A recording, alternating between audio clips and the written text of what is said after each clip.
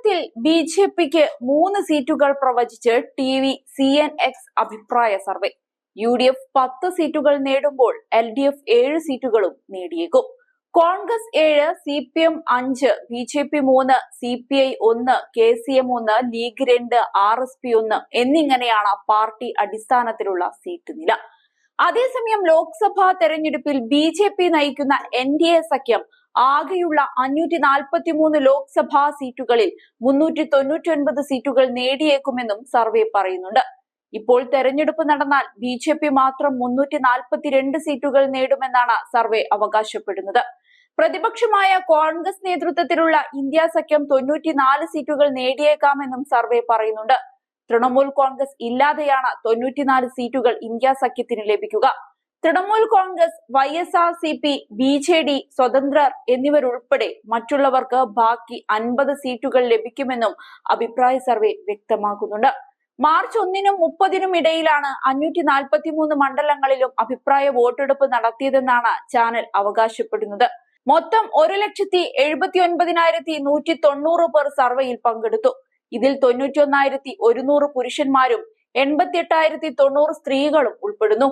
BJP 342, Congress 38, Trinamool Congress 19, DMK 18, JDU 14, TDP 12, Aam Aadmi party 6, Samajwadi party 3, മറ്റുള്ളവർ 91 എന്നിങ്ങനെയായിരിക്കും party അടിസ്ഥാനത്തിലുള്ള seat നില.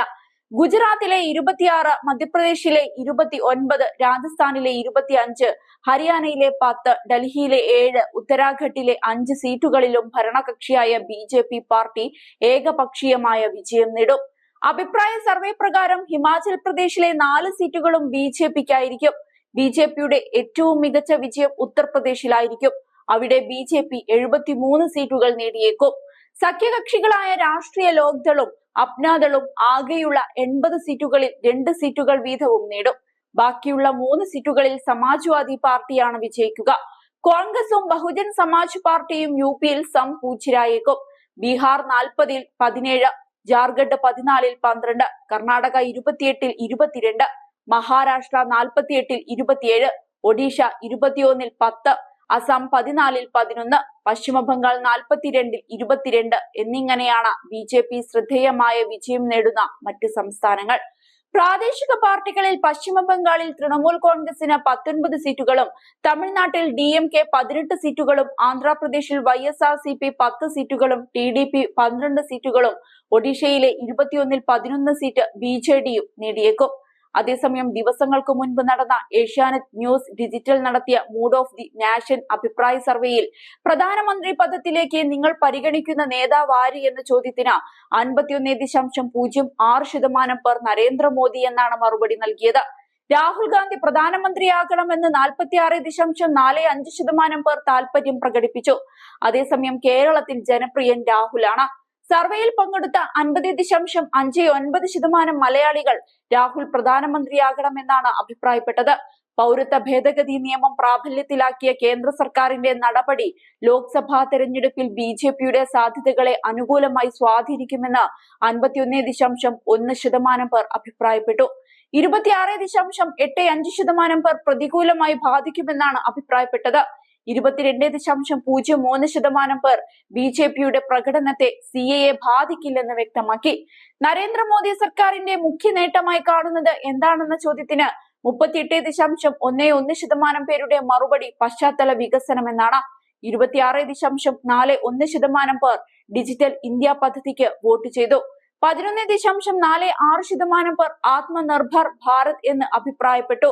രാമക്ഷേത്ര നിർമ്മാണം തെരഞ്ഞെടുപ്പ് ഫലത്തെ ബാധിക്കുമെന്ന് കരുതുന്നതായി 57.16% പേരാണ് അഭിപ്രായപ്പെട്ടത്.